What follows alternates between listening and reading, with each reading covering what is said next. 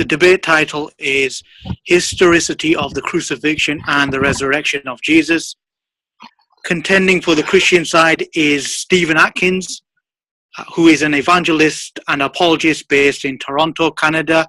Representing the Muslim position is Mustafa Ahmed, who is an apologist based in London, the UK. This is Mustafa's fifth moderated debate online. He has a passion for ministering to Christians, and he loves discussing topics related to the crucifixion and the resurrection. The debate the debate format will be 20 minutes opening statement, 10-minute rebuttal, 10-minute cross-examination, and 5-minute closing statement.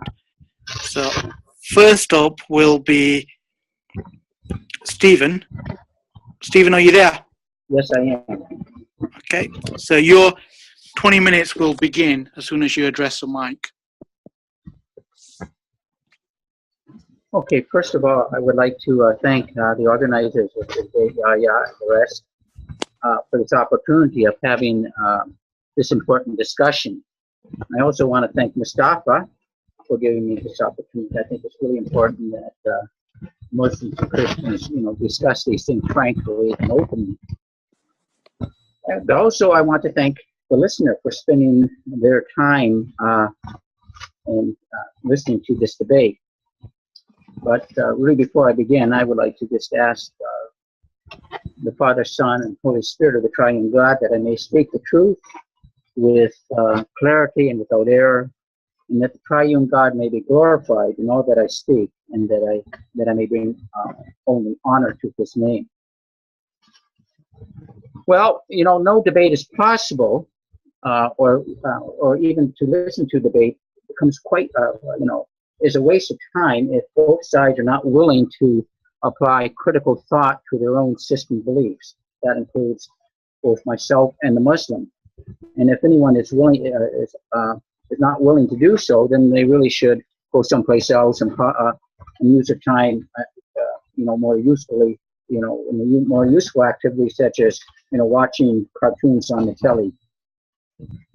But the central to the Christian faith is the crucifixion, and the burial and resurrection on the third day of our Lord Jesus Christ. And without the cross, there can be no Christianity. And I also would contend and argue that without the crucifixion and burial and resurrection of Lord Jesus, there can be no Islam. It is also central to the Islamic faith, and I will explain throughout the debate what I mean by that statement. Now, the Apostle Paul, in writing to the Church of Corinth, and this letter was written around 58 AD, that is less than 30 years after the actual event, writes these words: "For I deliver to you of first importance what I also received, that Christ died for our sins in accordance with the Scriptures," and by that he would have been referring mostly to the Old Testament Scriptures. "He was buried, that he was raised on the third day in accordance with the Scriptures." And then going on, "And he appeared to Cephas, and then to the 12, and then he appeared to more than 500 brothers at one time, most of whom are still alive, though some have fallen asleep. Then he appeared to James, and then to all the apostles, and last of all, me, one who was untimely born. For I am the least of all the apostles, unworthy to be called an apostle, because I persecuted the church." Keep that in mind, that Paul at one time was a persecutor of the church. The Quran comes nearly 600 years after the event, and it states basically in Surah 5, 157 and 158, "And because of their saying, we also slew Messiah Jesus, the son of Mary, Allah's messenger, but they slew him not, nor crucified him, but it appeared to them so. Lo, those who disbelieve concerning it are in doubt. They have no knowledge thereof, save pursuit of conjecture. They slew him not, but Allah took him unto himself. Allah is mighty to serve." And so we have two contrasting statements. And what is interesting, that I have to discredit, I'm asked to discredit the original writings that are written in the 1st century and believe a writing that came in the 7th. Now, both statements cannot be true. One of these statements must be true and one of them must be false. And to any reasonable person who knows how to apply the laws of logic, there are only 2 possibilities. Either Jesus died by crucifixion and therefore Islam is true and thus Christianity is false, or Jesus did die by crucifixion and therefore Christianity is true and Islam is false. There's no other, options available. Well, what do I have on my side? Well, first of all, I do have a multiple attestation that something happened. And I want to have people keep in mind some of the following things that are going on. If Jesus was not crucified, as Muslims claim, then they must, and Mustafa must provide a plausible explanation as to what actually happened, or the crucifixion of Jesus and his resurrection stands. If another died in his place, I would like to know who that person was and where's the body. For all 4 Gospels, there was an empty tomb. And I will be beginning to ask Mustafa, can you provide any evidence of a body that was produced if there was a substitution of Jesus on the cross? Also, I think we have to ask Muslims to provide the proof, and I'm going to press that a bit as we go through, this dialogue, debate, whatever you want to call it. One of the things that we have in logic is the fallacy of false assumptions. In logic, as well as law, historical precedent means the burden of proof rests on the one who sets forth a new theory, not on those who on something that's already been established. The Old tests the new, and because it was already established in the 1st, 2nd, 3rd, 4th, and 5th, and 6th century that Jesus died by crucifixion, then Muslims have to prove their claims rather than me actually having to prove my claims. There was an American jurist and apologist. At one time, he was a former skeptic, has said this, and his name was Simon Greenleaf, and you can find him on Google. But his name was Simon Greenleaf, as I said, and he was a jurist and recognized as a scholar in law. And he said this: every document apparently ancient, coming from a proper repository of custody, and bearing on its face no evidence of marked forgery, the law presumes it to be genuine and devolves on the opposing party the burden of proof to prove otherwise. And so the burden of proof is upon the Muslims and Mustafa to prove that there's been a corruption of the New Testament is just beyond recognition of what was originally written. Thus, the burden of proof again is on Mustafa and the Muslims, and he has to bring documentary evidence from the 1st century to do so. And our good friend Jonathan McClatchy said, there is a popular misconception among lay people that in order to corroborate events on the Bible, the only evidence that really counts are external secular sources, i.e. outside the books contained within the Bible. This standard, however, seems rather arbitrary. In reality, the strongest lines of evidence and marks of truth are internal to the scripture themselves. And so, although I will be making reference to external evidences, most of my argument is going to be from the New Testament sources themselves. The other thing, too, is when we look at crucifixion is the criteria of embarrassment. Now, I want you to think for a moment of what the crucifixion really was. A man was taken, he was beaten, he was stripped naked and hung on a cross. And this was the worst form of punishment that anyone could actually suffer regarding that. It was a scandal and an embarrassment.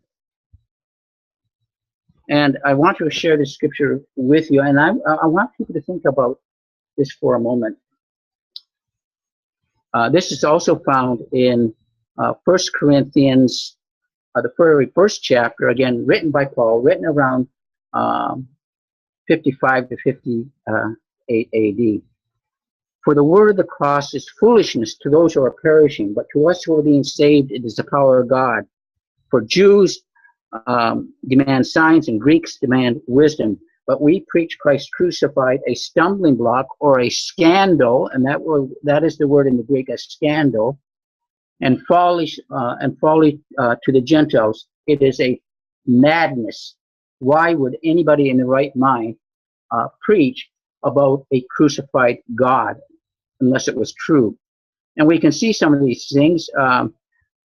What it says basically that in Acts that Jesus was hung on a tree. This is, we find this in Acts 3:33 or 10:39, Acts 13:29, and Galatians 3:13, and it makes reference back to Deuteronomy 21, chapter 21, verses 21 and through 23, that anyone who was hung on a tree was cursed by God. And so Paul was preaching foolishness. We also see that, okay, let me find my notes here. We understand that a Roman citizen could not be crucified. Peter, in his sermon in Acts chapters 2 and 3, and this would have been just a few weeks after, well, the day of Pentecost comes 50 days afterwards. So within less than 2 months, Jesus is preaching about the crucifixion of Christ. As we look at the other evidence, looking at some of the non-Christian evidence, and I'm going to be looking at something from the first century, Josephus, and I know there is some dispute about whether Josephus said this. So I've given the quote that basically that, shall we say, over 90% of the scholars agree that Josephus wrote. Now there was about this time, Jesus, a wise man, for he was a doer of wonderful works, a teacher, and he drew over many of the Jews and many of the Gentiles. And when Pilate, at the suggestion of the principal men among them, had him condemned to the cross. And so this is in Antiquities 18 and chapter 3. Tacitus, a Roman, not a friend of the Christians by any means, Nero fastened guilt on a class of and hatred for the abominations called Christians by the populace, Christos, whose name had its origin, suffered the extreme penalty during the reign of Tiberius at the hands of Pontius Pilate.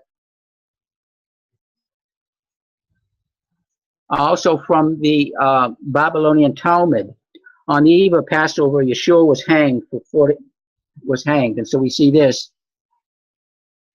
Modern scholars, such as, well, let's see how much time do I have, anyways? Can anyone tell me? James Dunn states that the baptism, crucifixion, and are the two facts that Jesus command almost universal assent. John Stephen, Dominic, you've got 7 minutes. Okay. 7 minutes. Oh, I just want to go. Thank you all. John Dominic Crossan, a revolutionary biography of wrote that he was crucified that Jesus was crucified is as sure as any historical event can be established. Also, I want to I have a rather lengthy quote from Bart Ehrman. Bart Ehrman himself affirms that Jesus was crucified. If you want the exact quote, I can give it for you later on, but it is in the Huffington Post, May 20th, 2012. But let's see what the biblical record has to say. Again, on 3 occasions, Jesus predicted that he would be killed. In Matthew 16:21, Jesus began to demonstrate as he was going to Jerusalem that he would be killed and raised on the 3rd day. Also in Matthew 17 and verse 22, we have the same thing. The disciples were greatly distressed. And also in Matthew 20, 17 and 19, and as Jesus was going up to Jerusalem, he took the 12 aside on the way, and he said to them, "See, we are going to Jerusalem. The Son of Man will be delivered over to the chief priests and scribes, and they will condemn him to death and to deliver him to the Gentiles to be mocked, flogged, crucified, and he will be raised on the 3rd day." Now, this puts the Muslim in a bit of a dilemma because the Muslims say that Jesus was a mighty and great prophet. Now, if Jesus did not die and he lied and made a false prophecy, and therefore the Quran is wrong for calling him a prophet. And of course, if he did die, the Muslims still have the same problem because the Quran says that Jesus did not die.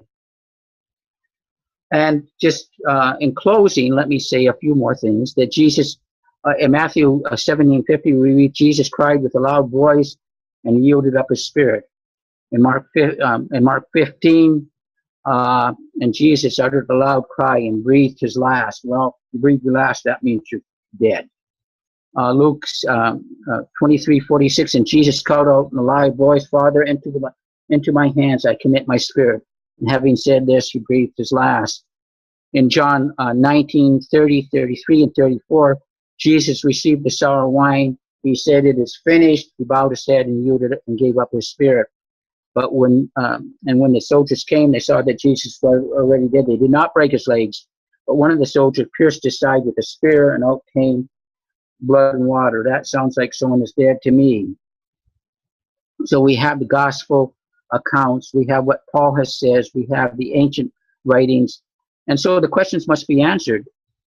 Or well, shall I say, I'll be asking Mustafa, what if you're going to reject the gospel accounts? What are you going to do? What would you accept as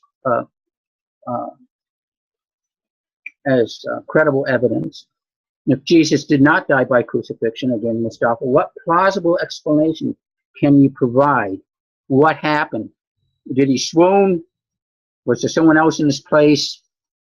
And again, what evidence do you have? Something that is plausible for me to believe. And if there was a substitute, and I don't know whether you believe that or who it is, and I don't know whether it's necessarily important to debate,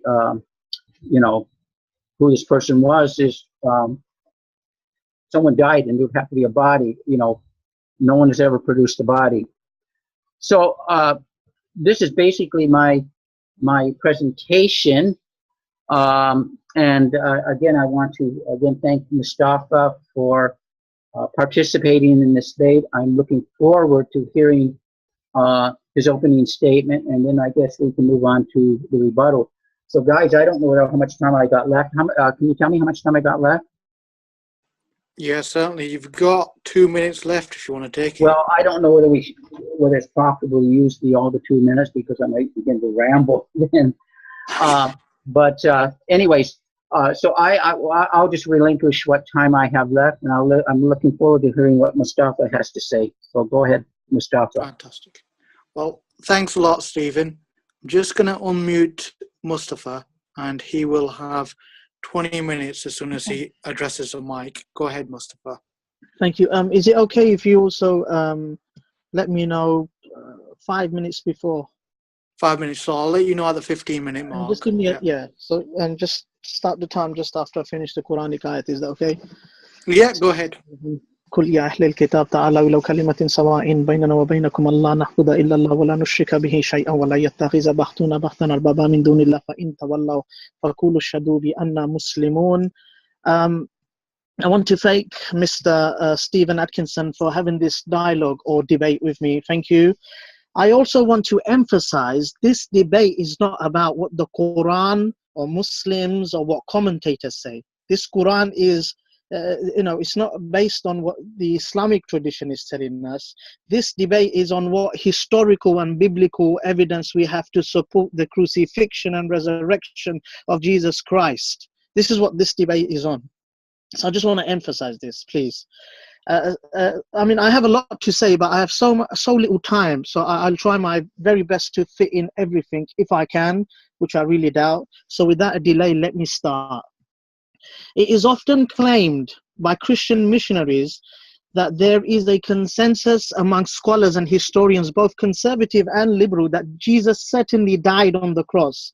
This is misleading. There are scholars who argue that because there is such a paucity, that is something in only small or insufficient quantities in early reliable historical records attesting to Jesus' existence, that must mean that he is a myth, a legend, a fiction. Granted that the circle of scholars of this persuasion is small in number, that does not discount the fact that they exist.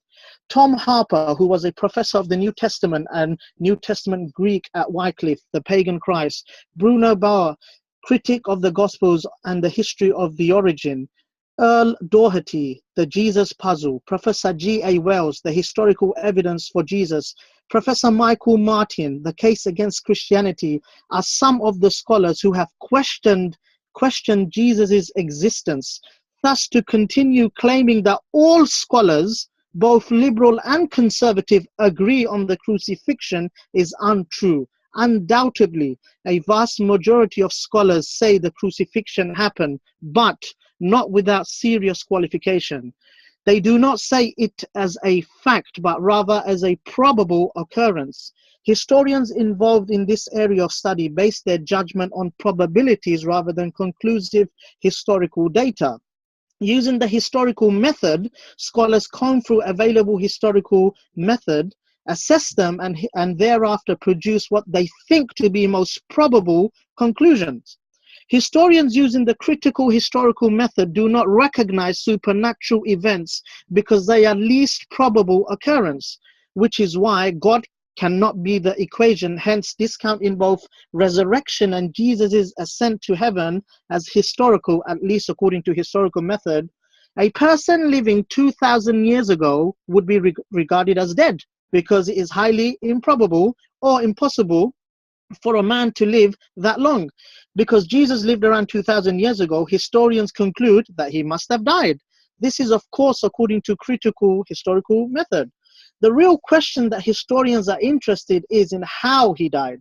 And for this, they look at the historical record surrounding the person Jesus. According to their perspective, based on their research, the most probable explanation or cause for Jesus' death is crucifixion. Thus, many modern non-Muslim historians have no qualms over Jesus' death itself, not because they think that Jesus was factually and definitely crucified, but because a man living 2,000 years ago cannot still be alive. How do we know about Jesus? As I've mentioned before, there is a paucity of material. However desirable it might be to have available records of Jesus' words and deeds that were made during his lifetime, we must acknowledge that we have none. Howard Clark Key, Eric Myers, M. Myers, John Ruggerson, and Jonathan Sardini, Cambridge Companion Bible Press, page number 447. So let me sum this up before we move on to deal with this. Firstly, we have no first century historians who witnessed the crucifixion. That is not to say that even if historians wrote about the crucifixion of Jesus, this wouldn't change anything, since crucifixion was a common method of punishment at the time of Jesus. It was common for Jews to be crucified. To a historian, they would use a naturalist position. That position assumes Jesus was just like a man, like every other rebel to the state. It would have been likely that he was killed. The likelihood is based on probability versus possibility argument. There is no surviving evidence from Jesus' time that he was crucified. Everything we have postdates him. Now, the probability versus possibility argument means that he could have had a 1 in 10,000 chance of being killed. Even though the probability is low, it is still possible, because a possibility means anything could have happened that the chance can always exist. And they would have wrote the obvious, the norm of those time. Revolutionary time, many messiahs were popping up. No historians testified that a God was on the cross. The point to be noted is historians using a naturalist point of view shows a lack of support how someone crucified on the cross could actually atone for the sins of mankind.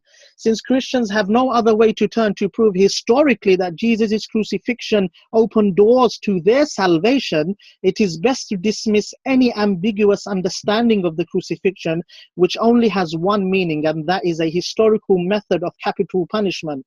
So quoting historians will not support your belief, which is a fundamental factor to your theology. There is no first century eyewitness who witnessed the crucifixion. The historians would have also relied upon biblical sources. If Christians think basing evidence on historical information supports the truth about Jesus, then what do they have to say about another first century historical figure by the name of Apollonius? Who is Apollonius of Tyana? Apollonius was a mirror image of Jesus of Nazareth. He had strikingly similarities. Dr. Bart D. Ehrman, in his book, How Jesus Became a God, on page 10, has this to say: the ancient world knew of more than one mortal who was thought to be the Son of God, such as the pagan philosopher Apollonius Tyana. About 2,000 years ago, a remarkable man was born in a remote part of Roman Empire. His mother was told he was to be a mortal, but in fact would be divine. She gave birth to him in a miraculous way. As an adult, this man collected disciples around him who came to believe that he was the Son of God, and he did miracles to prove dead. At the end of his life, he ascended to heaven. This man was Apollonius of Tyana, a pagan philosopher active some 50 years after Jesus, widely known in his days. We know about the life of Apollonius from the writing of his later follower Philostratus, who based his account. He tells us on earlier eyewitnesses report. Later there were debates between the followers of Jesus and the followers of Apollonius concerning which was the Son of God and which was a fraud. We see these debates in a battle of words between the pagan Hieroclus and the Christian Eusebius. Now, I would like to ask Mr. Stephen Atkins if he would also accept Apollonius as a divine figure. If not, why? Now, let's carry out more historical evidence. A second century group, the Basilides, believe the following, whom they relate through the disciple Matthew. Simon of Cyrene was compelled to bear the cross. Jesus changed Simon into his own form while he was bearing the cross, and changed himself unto Simon, and delivered Simon to crucifixion in his place. During Simon's crucifixion, Jesus stood opposite him, unseen, laughing at the persons who were crucifying Simon. But he himself flew off to the heavenly realms after delivering Simon to crucifixion, and returned to heaven without suffering. We also have read from the Nag Hammadi, the second treatise of Seth. And I did not die in reality, but in appearance. But I did not die in reality, but in appearance. Yes, they saw me, they punished me. It was another, their father, who drank the gall and the vinegar. It was not I, they struck me, the reed. It was another, Simon, who bore the cross on his shoulder. I was another upon whom they placed the crown of thorns, but I was rejoicing in height. So you can see, if Basilides got his information from the disciple, and John seemed to have got it from an unknown author, John 20:35, why accept John and not Basilides? Let's be honest about it. It just continues. Even the Christian of Smyrna, today's Izmir in Turkey, Bishop Ignatius of Antioch, Syria, spoke of unbelievers who claimed that Jesus only seemed to suffer. Ignatian states targeted the Docetists, who believed that Jesus did not have a physical body, so his suffering and death were apparent, not real. According to Irenaeus, the 2nd century Egyptian, again, Gnostic Christian Basilides, taught that Jews crucified a Simon of Cyrene instead of Jesus, and that Jesus ascended to God. We have a quote. I want to quote from the Apocalypse of Peter, a 2nd to 3rd century in writings.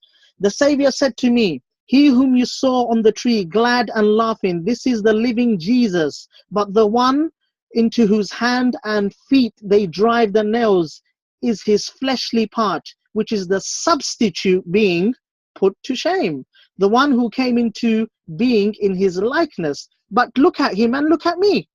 I saw someone about to approach us resembling him, even him who was laughing on the tree." Apocalypse of Peter 81. So I think I've given good reason why basing evidence on history would only backfire. There are historic evidence that the crucifixion did not happen of Jesus. Jesus survived. You know, you have to use everything together. You can't just use one and say historically this happened and that happened. And during my rebuttal, I will address all your other information regarding Josephus or the Talmud, etc. Now, coming to the crucifixion of Jesus Christ, as I've mentioned before, a man being crucified was nothing new to the Roman world. However, for Christians, Jesus being crucified meant something unique. They believed not only was Jesus crucified, but he also atoned for the sins of mankind, the original sin which stemmed through Adam and Eve. Now, this is all based on the teaching of the New Testament. The entire salvation of Christian is centered around the New Testament. The question is, how reliable are the books of the New Testament in which Christians depend their salvation upon? Could it be blind belief, which has been leading them astray? Why not put the Gospels to the test and see how reliable they really are? I mean, let's just take, for example, something small. The story leading to the crucifixion. It carries many discrepancies. I'll just give you a small little discrepancy, which is undisputable. Take, for example, during the arrest of Jesus, which is mentioned in all four gospel, Judas Iscariot kissed Jesus, according to the synoptics.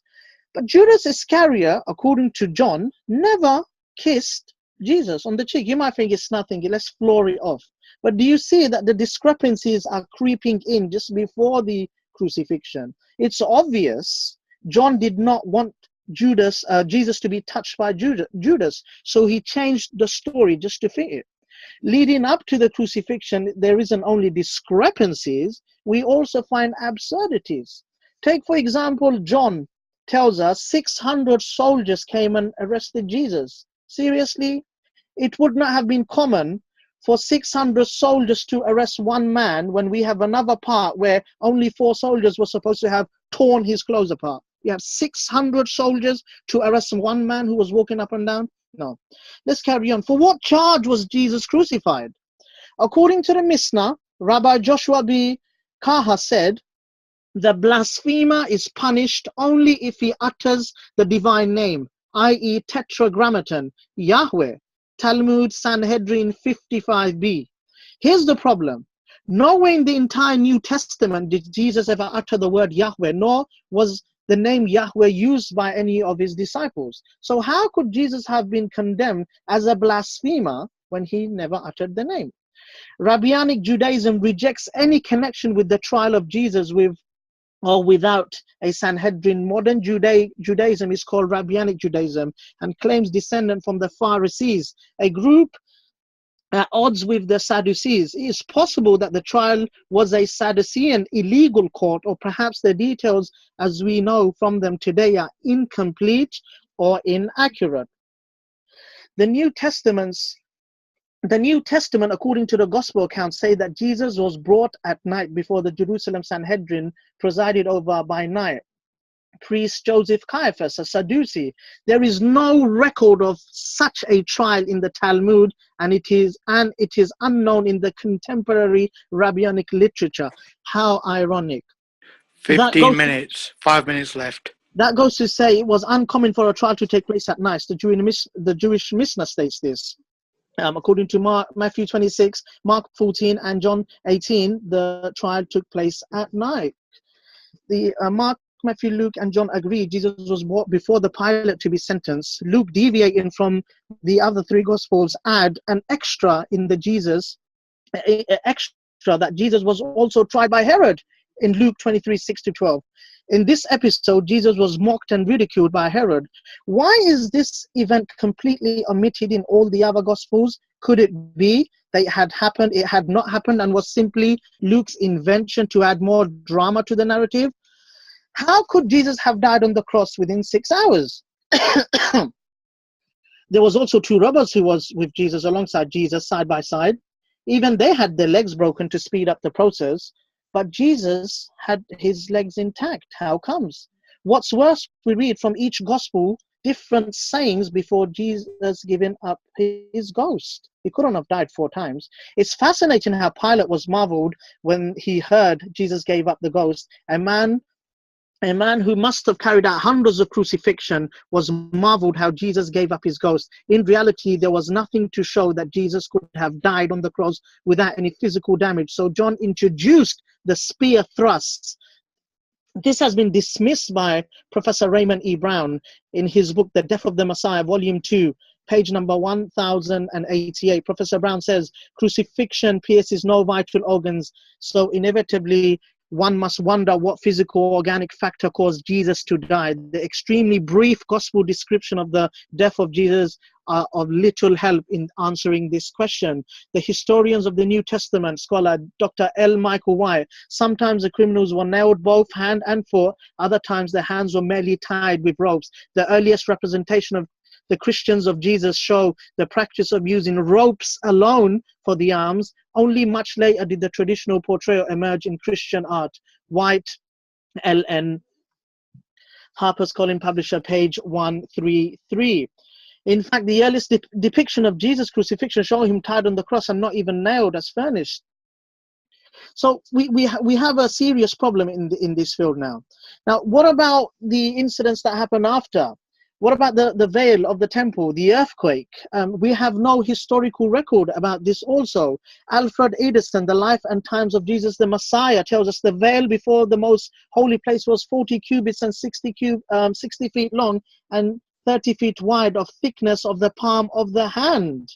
Henry Harris, Hebraic literature translation from the Talmud Midrash, tells us in page 195 to 196 that Rabbi Simon ben Gamaliel declared in the name of Rabbi Simeon, the Sagar of the high priest, that the thickness of the veil was a handbreadth.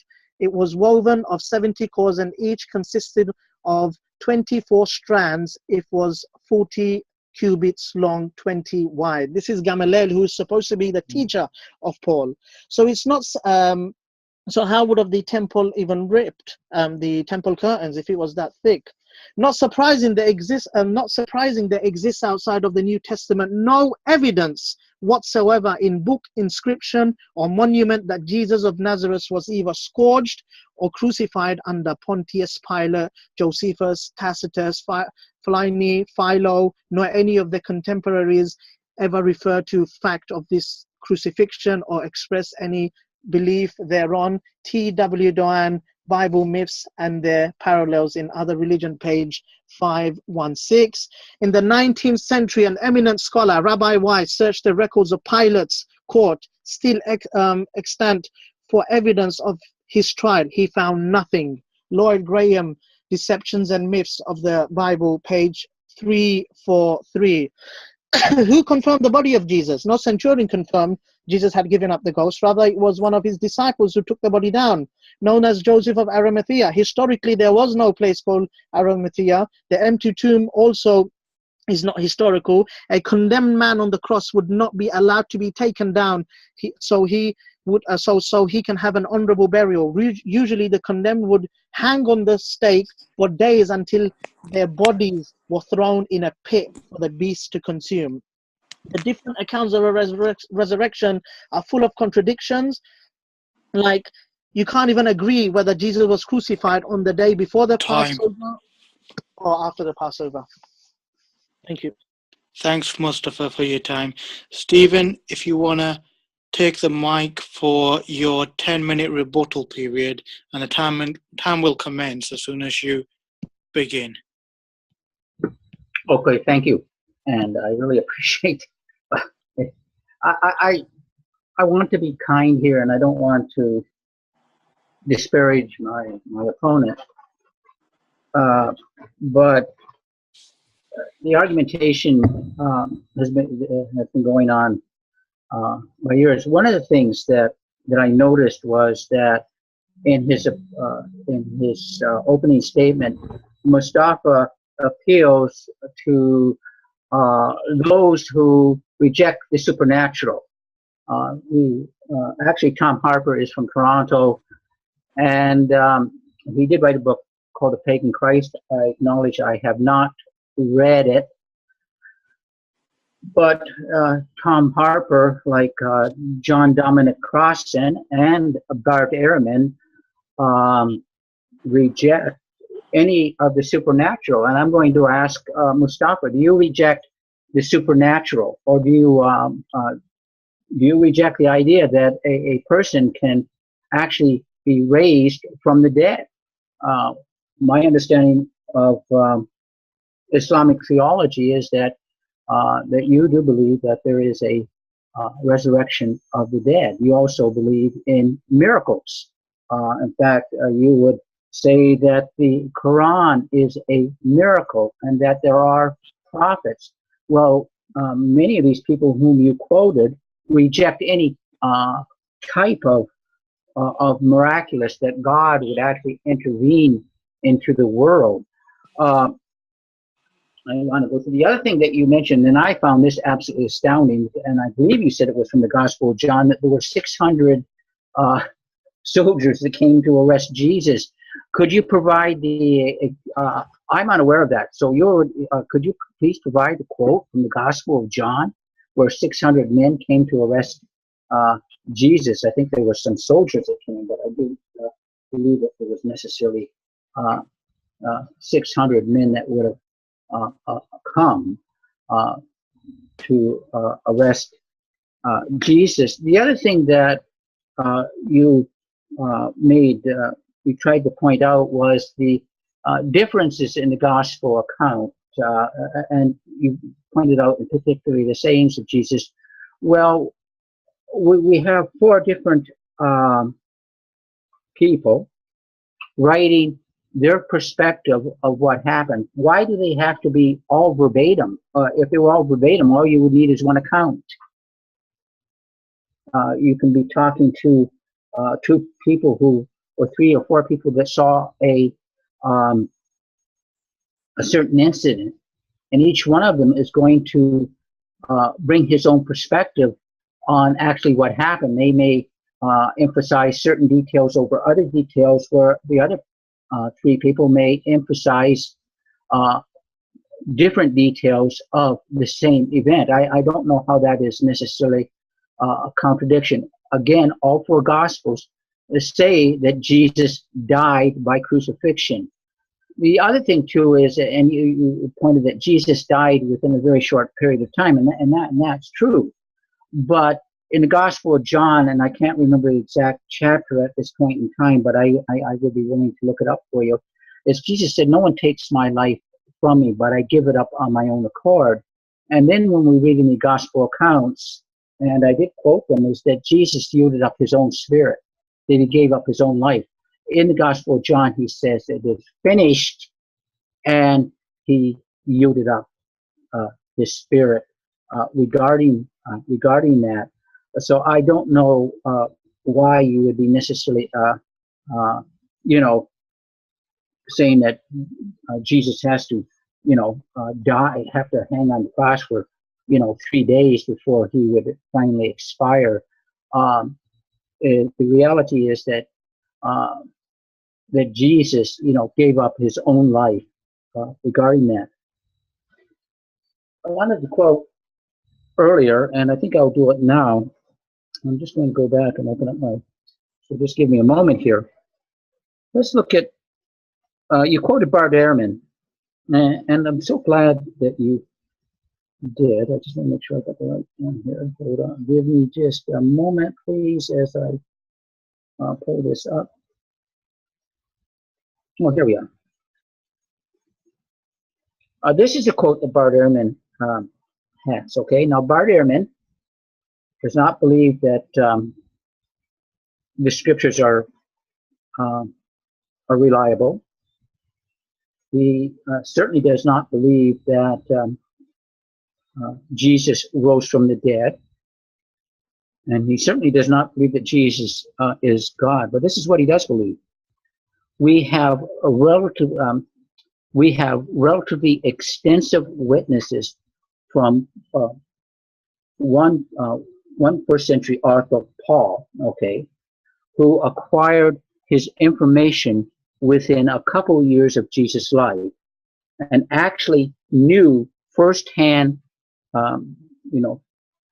firsthand Jesus' closest disciple, Peter. So Bart Ehrman is saying that Jesus knew Peter and his brother James.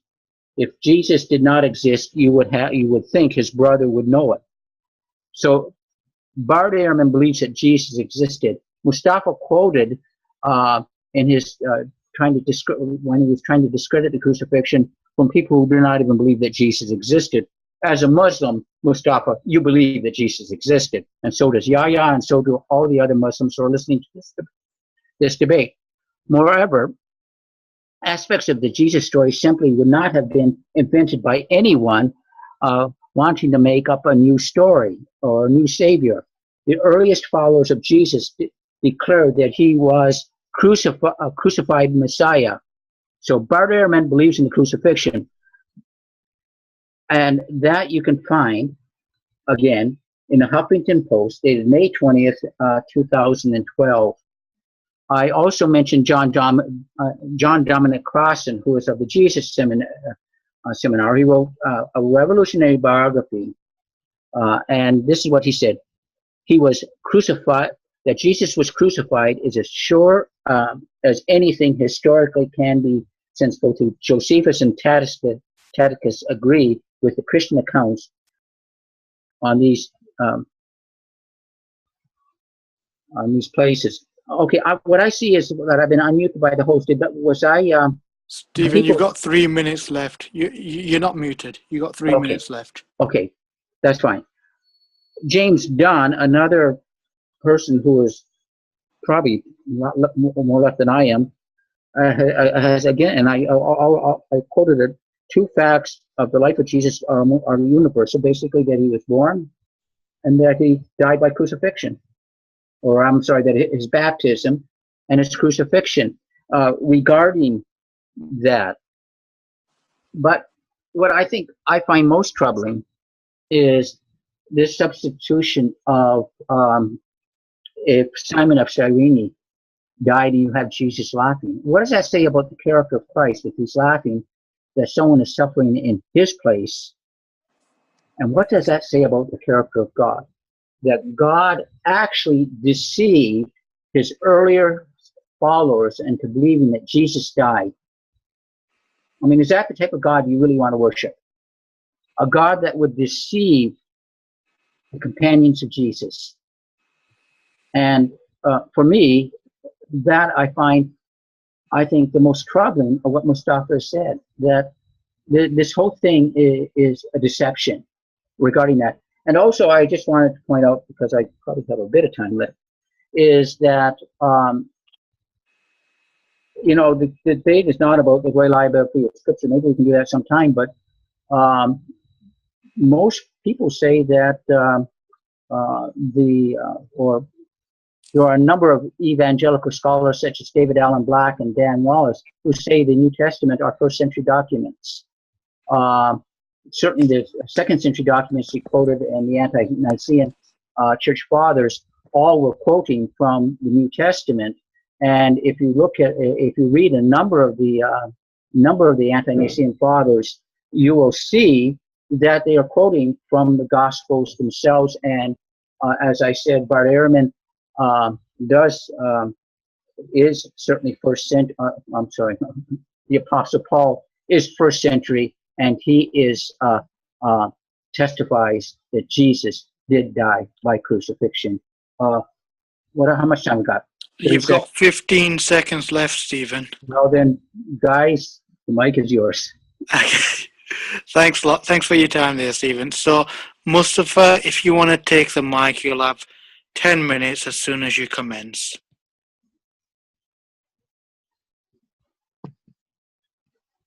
Mustafa? Thank you.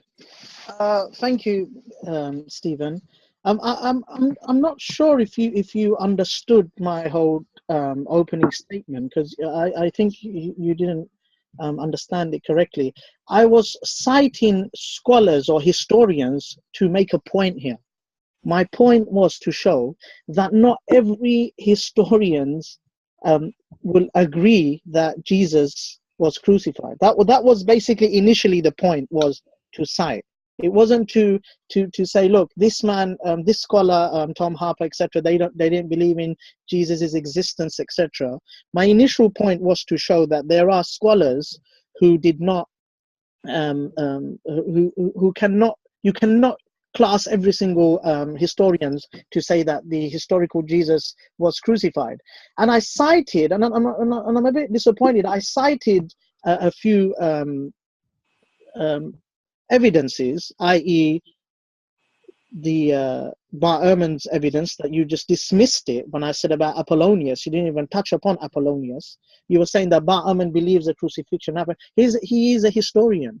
He's only going to work with what he has. See, this is what I'm trying to say. You've got the wrong idea. So you didn't touch upon Apollonius, that why he has a striking difference. Why do you not take him to be someone unique or divine? You didn't touch upon the Basilides, the 2nd century group that believed that it was Simon of Cyrene. Rather, you just said, but you start speaking about Jesus as being the figure of Jesus, etc. You didn't touch upon. We're trying to discuss this historical matter. We're not talking about the divinity of Jesus or who Jesus was. We're talking about who this. Sorry. Hello? Is someone? Go ahead, Mustafa. I'm not too sure who that was. All right. Oh, is my mic still on? Yes, it is, Stephen. Okay, I'm sorry. Okay, it's fine. Before I was rudely interrupted by whomever. Sorry about that. So we're talking about this historical moment, this historical evidence that I'm giving you, the Basilides. I'm talking about the Apocrypha of Peter. You know, you've not been touching upon those. See, see what the problem is, sir, that you're too busy trying to say who replaced Jesus, who substituted Jesus, what happened. But your 2nd century documents tell us so much, but you're not touching upon those. You're too busy trying to run to the Quran and say Quran says that. Yet you have 2nd century documents that were not written by Muslims. You have to acknowledge that. Why do you not address those? I mean, it's fine to talk about this. And yeah, sorry, going back to the 600 men's, I just want to address this quickly, which I said was absurdity. I shouldn't have used the word absurdity, but it just came out at the moment. Gospel of John chapter 18 verse 3, where John says about the soldiers came to arrest Jesus. If you read the Bible Gateway commentary, it tells you the word in Greek, I believe, as you know, Greek is spera, or spera, soldiers, referred to the detachment of soldiers. Spera refers to a cohort of a group of 600 soldiers under a military tribune. This is not me saying, this is your commentator saying that. So I'm only going through what I'm reading. And then I find other information as well, commentary saying spera could consist of about 600 soldiers.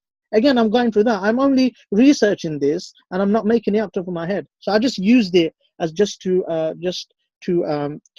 the starting point of the crucifixion. Not that I wanted to base it as an argument. So let's just clear this one off. Now, I know, Stephen, you were you started off by talking about. You started off with Corinthians. Paul's statement regarding Corinthians 15, I believe, 15. Now, are you aware that the earliest copy of Corinthians is the P46 is from the 3rd century? I don't know if you know that, because you were saying that basing it on the 1st century, Paul, but you are aware P46 is from the 3rd century.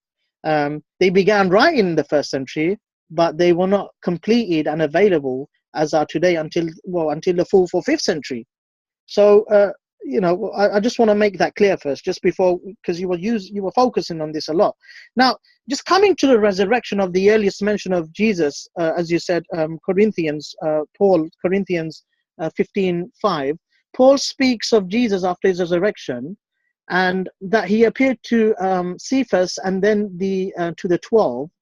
But I don't understand how there could have been 12 and not 11, because Judas Iscariot has seemed, from the gospel, committed suicide before Jesus was crucified. And as follows from the book of Acts, Matthias was chosen to be the 12th one instead of Judas, already after Jesus' ascension. That means that throughout the whole time from Jesus' resurrection until his ascension, that is for 40 days, Acts 1:3, there was only 11, not 12. So why does Paul say 12? Maybe Mr. Stephen, later on you can tell us why, and who was Paul referring to, if it was not Judas. And also, have you noticed that Paul never mentioned the women? And why did he dismiss Mary and the other women? So that seems to be a problem from my side, with all due respect. You were saying about historians rejecting the supernatural. Mustafa, you and Muslims, you accept Jesus ascended. Yes, we do. But again, I was talking about historians. They wouldn't use the supernatural method. They'll use a naturalist point of view, just like Bart Ehrman. You ask Bart Ehrman, I don't know if you've seen his debate that he had with Michael O'Connor. He was debating the resurrection could not have happened. So he could say Jesus was crucified, which is fine for a historian. That is a method, common method. That's not a problem. But the fact that he wasn't resurrected, Bart Ehrman speaks against that as well. So on that topic as well.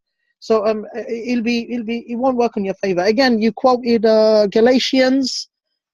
It's also a 3rd century, P46. The earliest evidence of Acts is from the late 2nd century.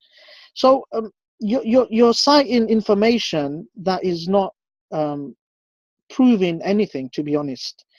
And about Josephus, where did the figure of 90% of Josephus come? You said 90% agree and accept about Josephus. I don't know. Are you aware Josephus, the earliest, is from after the Quran? We're talking the 9th century. Mustafa, you got 3 minutes left. Yeah. So if that's the logic, then when you must reject it as well. If Josephus had come after the Quran, then you must reject Josephus's information as well. And then you said about the Talmud, I believe, and I'm not saying I'm a specialist in the Talmud, but I do a lot of research on this field. Are you aware that we have different narrations in the Talmud as well? And if we was going to use Sanhedrin 43a, Jesus was stoned and then hanged. Was Jesus stoned? It says in the book of Sanhedrin 56a, Jesus was strangled and lowered into dung. With all due respect, I don't want to use derogatory, but I'm just saying this is what the Talmud says. And I remember you told me that you disagree with the Talmudic text. So and I'm telling you one thing now, to be honest, this was written much later regarding the Talmudic text. So again, the Talmudic text failed. The biblical narrations regarding that you tried to use, they failed as well. You couldn't tell us how Jesus died. You used the spear thrust, that didn't work. So now you haven't proved to us that how Jesus died on the cross, if he died. I addressed that Joseph of Arimathea did not exist. You didn't touch upon that. I addressed about how the trial would have been false. You didn't address on that. So if the trial was false, it couldn't have happened. Joseph of Arimathea and the empty tomb couldn't have happened. Then the middle event, which is the crucifixion, would not have happened as well. And again, just the way you believe in supernatural events, so do we. We believe Allah saved him. End of. That's it. You could not prove that he died on the cross. You only used mere historians, which their evidence is not any good enough. Is not good enough. So, I suppose in one way we can say that you could not prove anything authentic regarding the crucifixion. And I just wanted to address the fact that maybe during the crossfire we can discuss about this, about the question and answer. But till then, coming to the historians again, we can use historical evidence, but it won't be sufficient to prove the claim that you have made or by any Christians making. It's not possible, because you couldn't produce any. The Josephus failed again. Tacitus would have failed. Philo would have failed. You know, how many historians would you want to quote? And again, going back to Tom Harper, I was only citing him to show that not all historians made any sort of claims regarding this. So it would have been nice if you did address all of those issues that I did touch upon. I don't think you took notice a lot of these, but I'm kind of disappointed you didn't touch upon them. But that's fine. Maybe we can. Time. Thank you. Right. Thanks a lot, gentlemen. So what we're going to do now is we're going to move into the cross-examination period. To start us off, Stephen, what you're going to have now is you're going to have 10 minutes to question Mustafa, and those 10 minutes will begin as soon as you commence. Can you hear me, Stephen? Yes, I can. Yes, I can. Yeah, go ahead. Just before I begin my questions, so I hope this doesn't come at time. Can we just sort of basically, I'm not going to have a long sermon or a long question that will take 5 minutes, and we'll just give Mustafa 5 minutes there. So basically, can we sort of try to keep these questions concise? Mustafa, do you agree? Yeah. Okay, so we're going to get, okay, Mustafa, what would you accept as historical evidence for the crucifixion of Christ? What would I consider as historical evidence of the crucifixion of Christ? Yes. Well, the ultimate historical evidence that I'm taking is the Quran. That will be my historical evidence to take as purely as spot on, because I believe it to be the word of God. So that will be the first most evidence that I will take. Anything else that goes against my evidence, then I can easily dismiss it. Again, that's talking the same side as any Christian would speak as well. But if you're talking about historically, one has to analyze what method historians are using first, how they're basing their evidence, and then we have to go dig deep in this theological matter. Because remember, if the crucifixion is of Jesus, we believe as a prophet, he was a Messiah and a prophet, God would have had protected him, and he would have been on a higher status. Theology will come in, and many supernatural events will come in as well. So historians will not be able to accept that. There is not a single historian that will accept the resurrection of Jesus, because that for them, they dismiss it. So I don't think I can even accept a historian to even speak regarding anything on the crucifixion, because that's not their field. Okay, so what you're asking me to do is to accept the historicity of the Quran and reject the historicity of the New Testament. Is that correct? Well, what I'm saying is use your reasoning and try to analyze your Gospels that came 600 years before. Try to analyze them all and see if they all fit in. And if they all fit in word for word, so the way you said that we don't need 4 witnesses and so and so. I never said we didn't need 4 witnesses. Oh, you were saying about the witnesses having 4. It doesn't matter if the witnesses they differ.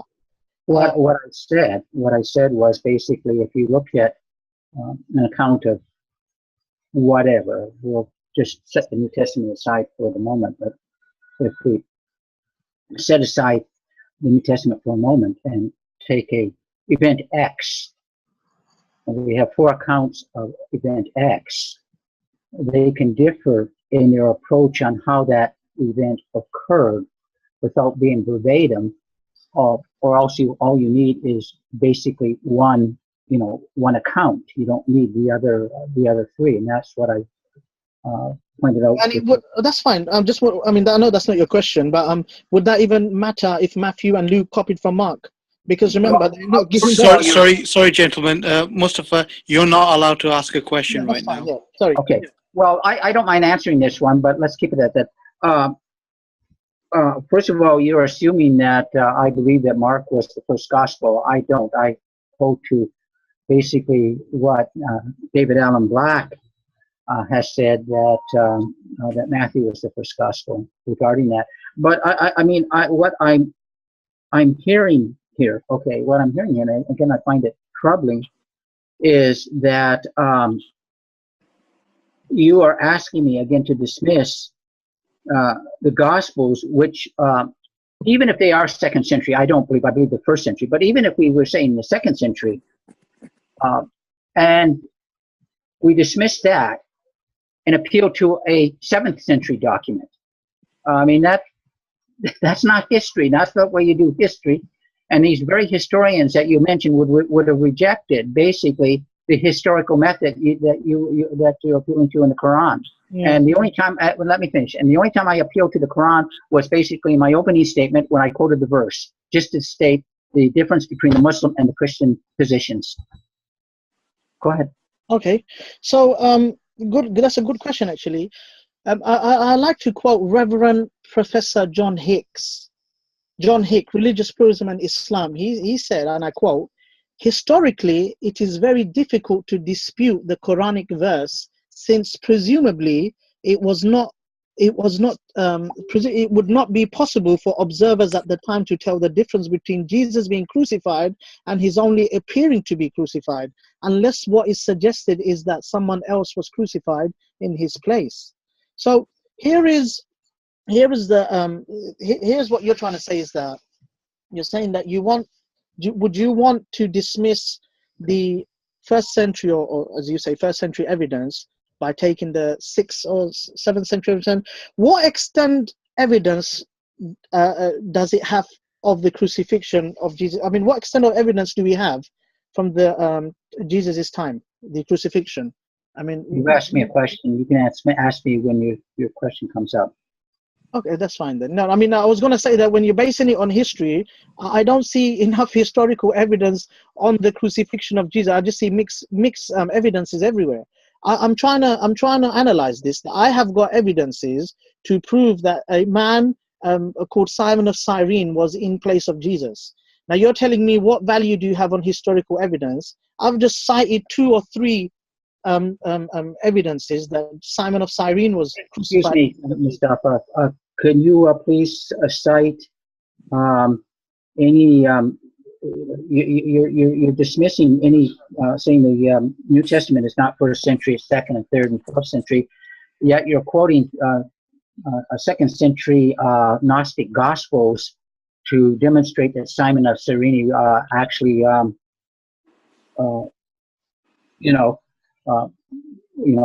are they not part of history? Are you dismissing the fact that they were written during the? No, sir, I'm not. No, sir. I acknowledge whether they're Gnostic or not, it doesn't change the fact that they were written. No, I acknowledge that they were second century documents that talk about someone else. Simon of Cyrene, I think, is the one that they name as being the one that was crucified.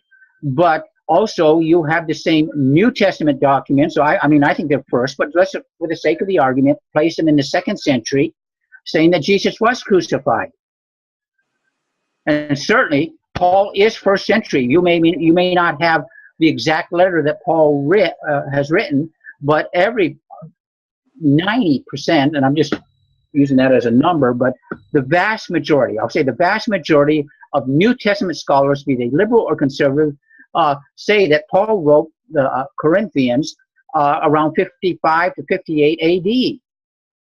Yeah, and I told you that the completion, and I told you the completion finished by the 3rd century, P48, 46. Sorry.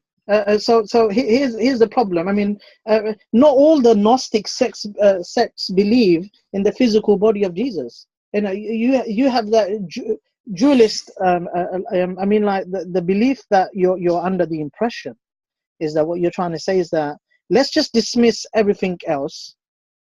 Let's just dismiss everything else and let's just stick to the New Testament. Under you just told me now, I believe it was the 1st century, so we're going to just base everything on the 1st century. But you're dismissing the Gnostics. Mustafa, I've said that for the sake of the argument, I will be willing to concede that we can say, that these are new second century documents. However, my own personal position is that they are first. Yeah.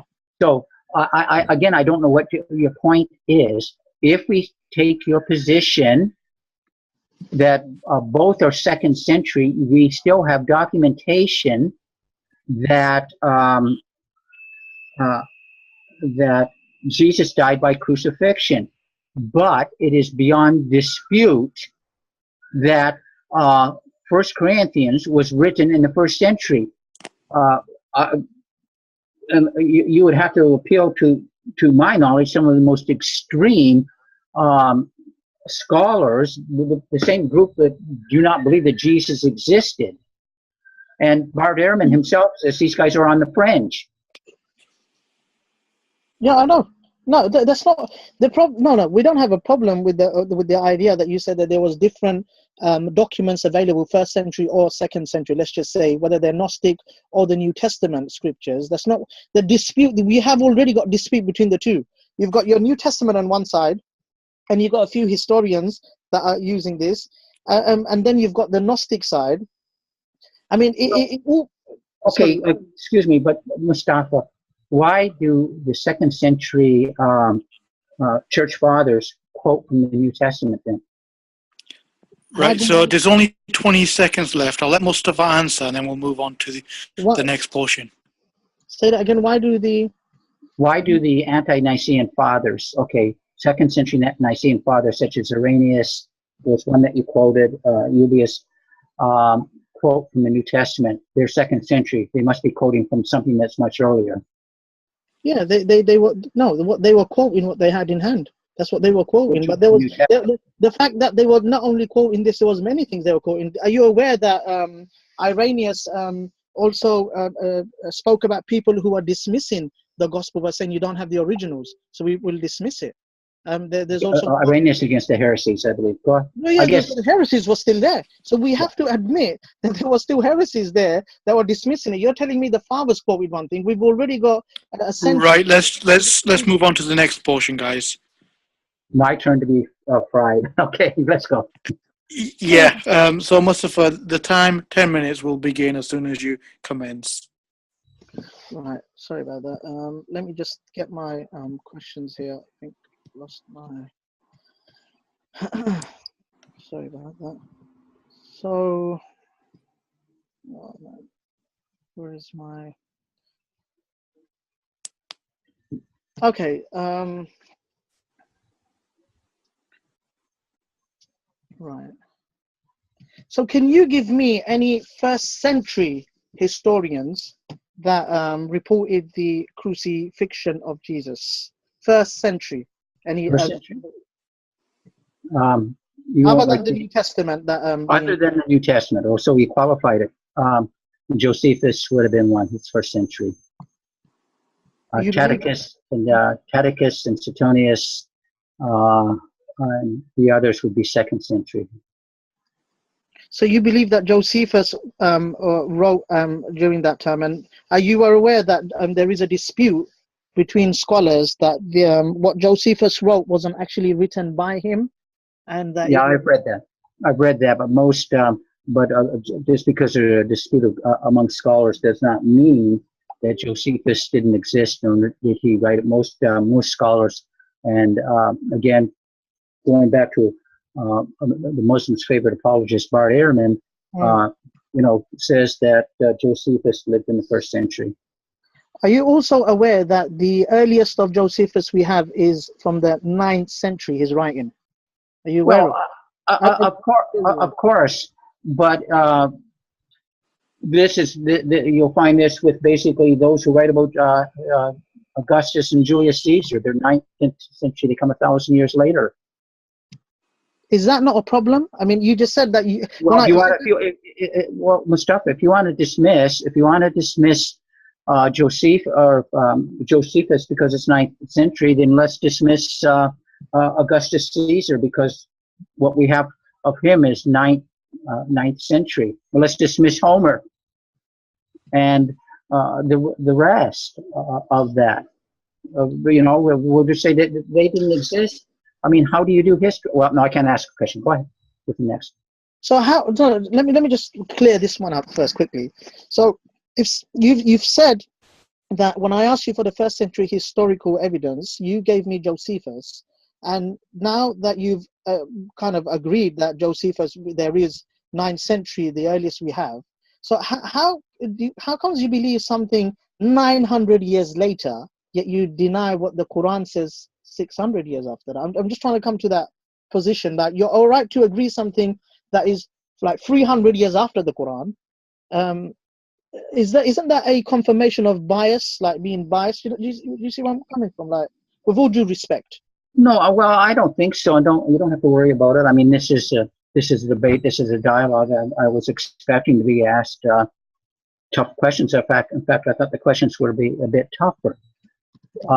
What I think we have, the way to answer this question is basically, we look at the tons and tons of evidence of historical, of documentation, okay, that predates the Quran, that says that Jesus was crucified. And I quoted from Simon Greenleaf, and again, Simon Greenleaf was an American jurist, and he said that when something has already been established, unless it can be proven that that there is absolute corruption, then it's to be taken at the face value. And unfortunately, most of the argumentation I hear from Muslims is the Bible is guilty until proven innocent, and that's not the way that we do law. I mean, in other words, if I can, and I don't want to give too lengthy of an answer because I want you to have an opportunity to ask questions. Yeah. So let me just ask my next question.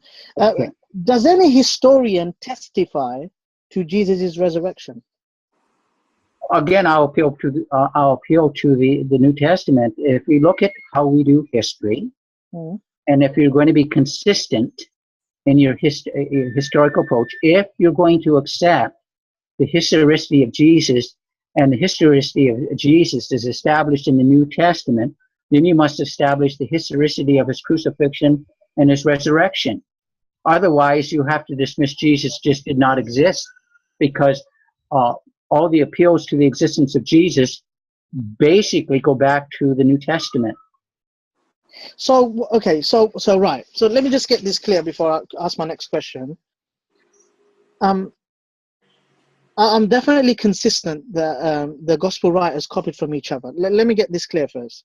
So, so how is copying showing multiple witnesses? So if one copies another, so that's straight copying. That's not witnesses. So if I copied you and someone copied me, you don't have two witnesses. You've just had two copies. Do you know what I mean? So I'm talking. So we have to be consistent in this side now. So when you say multiple witnesses, I find that difficult.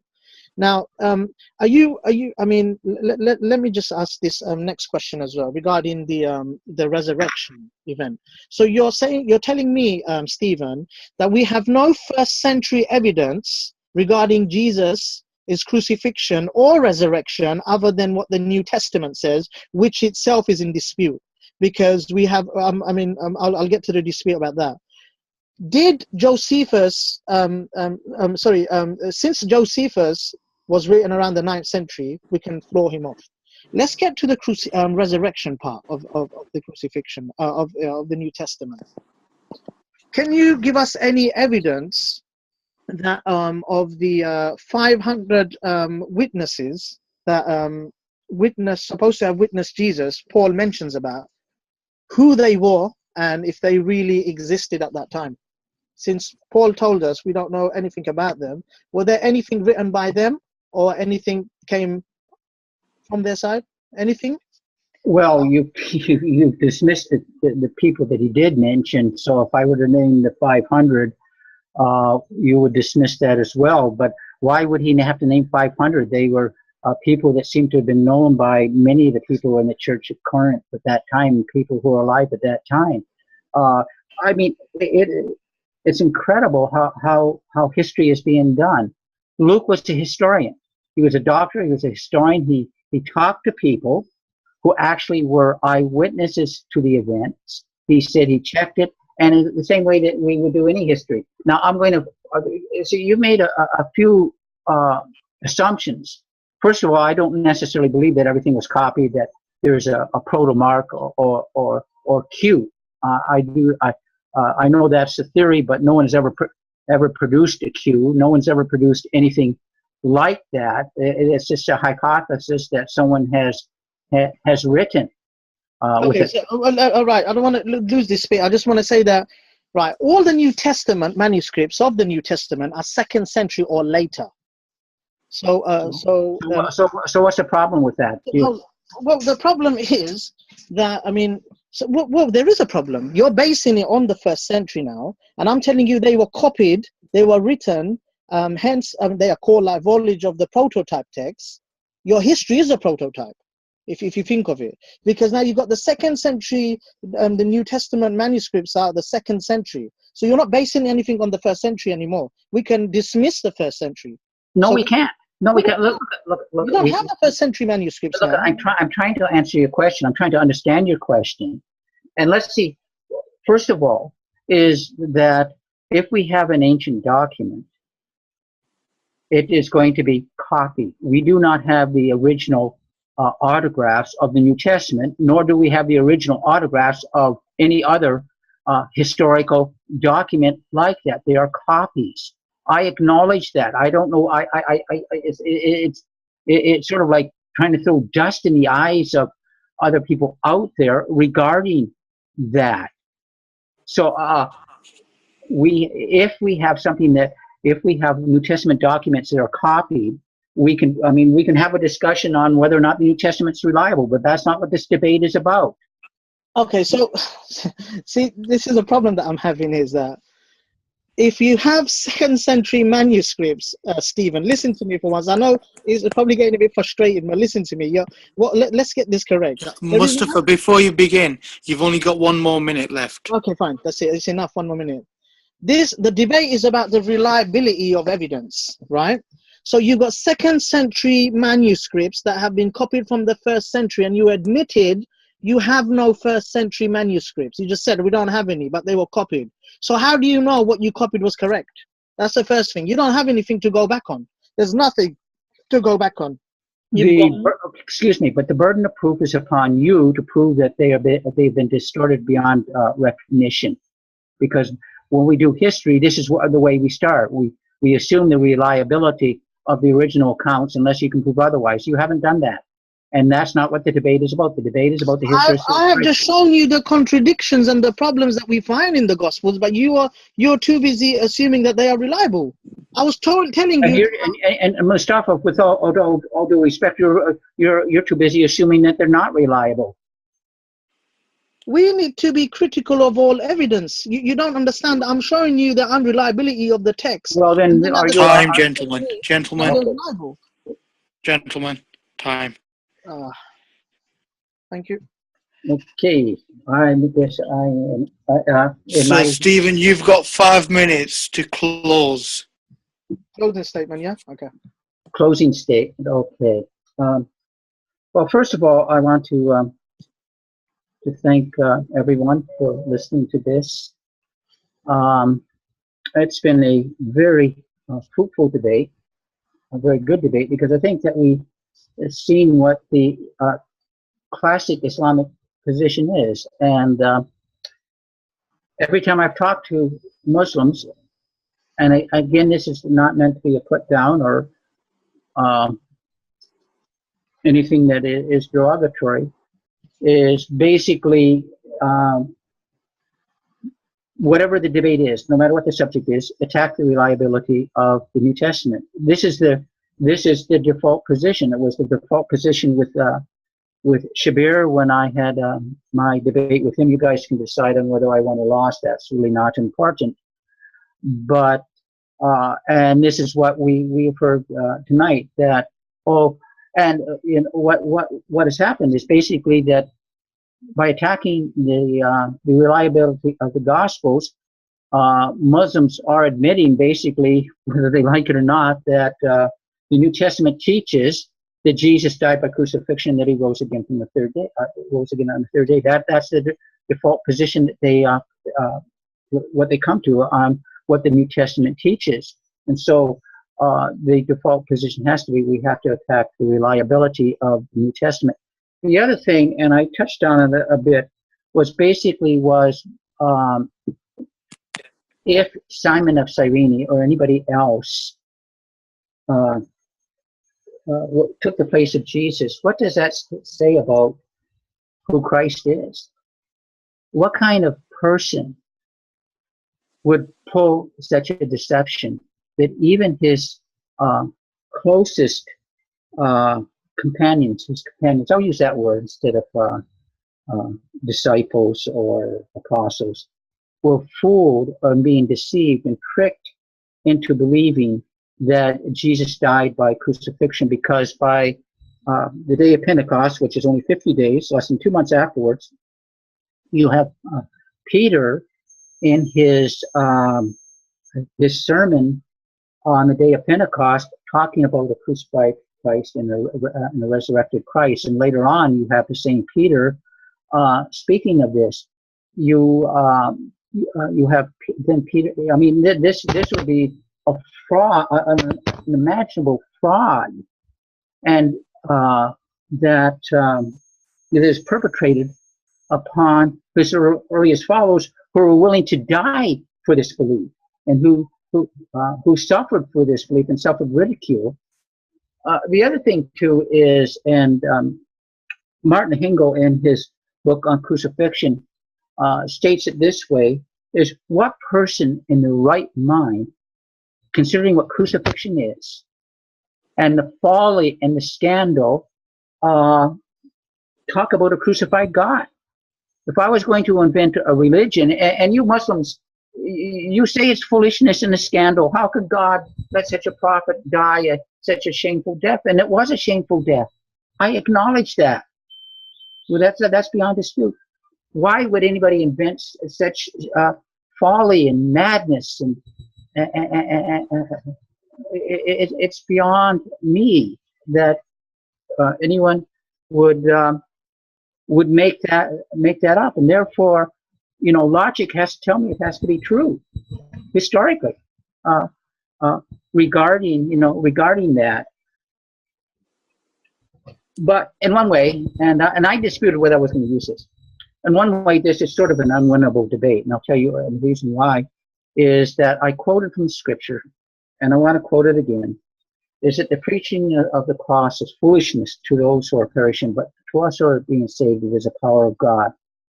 And so, my Muslim friend, and here for my Muslim friend, is that unless you are born again by the Spirit of God, unless your eyes are enlightened, you will never believe, because I acknowledge the preaching of the cross is a scandal and foolishness. And my prayer would be for you and for Yahya and Mustafa and anyone else who'll be listening, that God would open your eyes that you may see this, because it certainly is something that is supernatural. And both of us believe in the supernatural. And with that, I yield the mic. And so whatever time is left. There was only 5 seconds left. Oh, 5 seconds. I did that time that pretty good, didn't I? You did a great job there. Okay. Right, Mustafa, you'll have 5 minutes to close the debate off.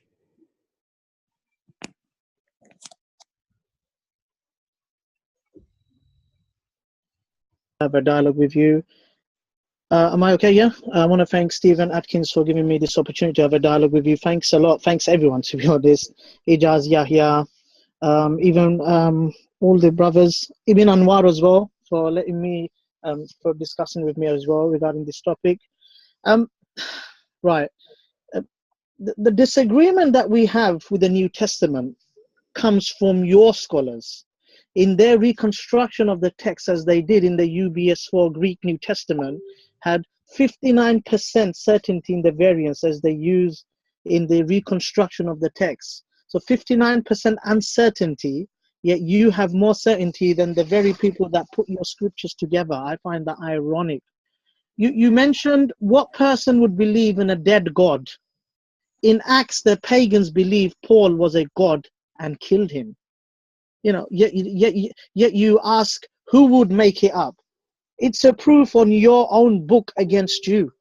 I asked you questions regarding scriptures. I reasoned with you regarding the historicity when you were trying to cite historians by saying historians are saying yes, the crucifixion happened, crucifixion happened, crucifixion happened. I showed you that those crucifixion of historians mean nothing because they give mixed messages. All historians, many agreed, many disagreed. I gave you the discrepancies that your scriptures give, yet you're still basing the argument to say that they're first century information, and I'm going to use it as my immediate evidence. I am disappointed that you kept on picking on Muslims by saying that the Quran says this, and I want to tell my Muslim friends, and it won't work because the discrepancies and the problems that your scriptures have, a Muslim will not be convinced with it. You could not prove to me any first century historians. You could not show me how Jesus was killed on the cross. You did not touch upon the resurrection of Jesus, if any historians mentioned about it. You could not, I mean, you admitted you have second century manuscripts, and the first century, you don't have any of the first century manuscript. So it seems to me like you've given me all the points that I needed to know and verify, and you've confirmed it for me. You've actually confirmed to me all the points that actually show how unreliable the Bible and historical data is. I'm sorry to say, I have to be honest.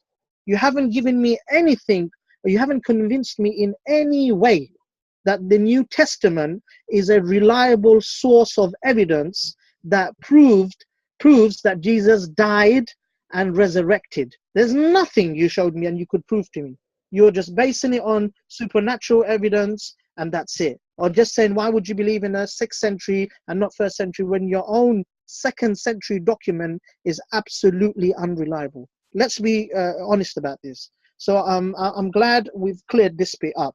Again, I just want to touch upon the points where you are trying to dismiss everything that the Quran has to say, and then at the same time use the historians as your evidence, but dismiss the Gnostic information. You did not touch upon Apollonius, this 1st century figure who was a mirror image of Jesus, a man who was supposed to be a god, according to his disciples, a son of God. You dismissed him. I mean, why do you not take him as a god? This man is supposed to have ascended to heaven. What more information do you want? He's from the 1st century. You know what I mean? It's a parallel. In fact, his disciples and the Christian disciples were supposed to have been having a dispute. Who is the true one and who is false?